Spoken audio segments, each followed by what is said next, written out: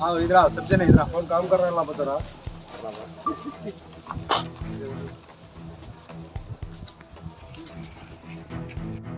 MRO office దగ్గరికి రావడానికి ముఖ్య కారణం రైతుల సంఘం తరపున ఈరోజు భారత్ బంద్ జరుగుతుంది.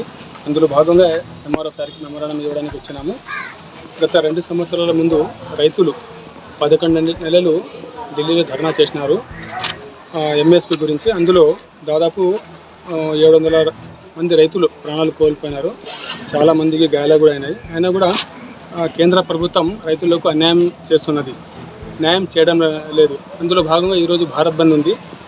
అందులో ఆ సమస్యను మేము ఎంఆర్ఓ సార్ దగ్గరికి మెమోరాండంగా ఇచ్చి పైన అధికారుల దృష్టికి తీసుకుపోవాలని కోరడం అయింది. అందులో భాగంగా ఇక్కడ మన రాష్ట్ర ప్రభుత్వం కూడా రైతులకు 9 గంటలు కరెంట్ అని చెప్పి 7 గంటలు కరెంటు మాత్రమే ఇస్తున్నది.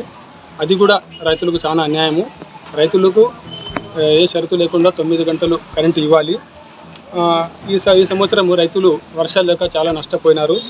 అందులో భాగంగా రైతులకు నష్టపరిహారం కూడా ఇవ్వాలి. ఎకరాకు 4 లక్షల చొప్పున రుణమాఫీ చేయాలి. అలాగే ఎకరాకు 40,000 చొప్పున నష్టపరిహారం కూడా ఇవ్వాలని మేము రాష్ట్ర ప్రభుత్వాన్ని డిమాండ్ చేస్తున్నాము.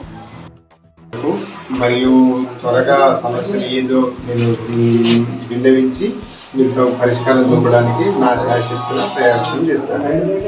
Thank you sir.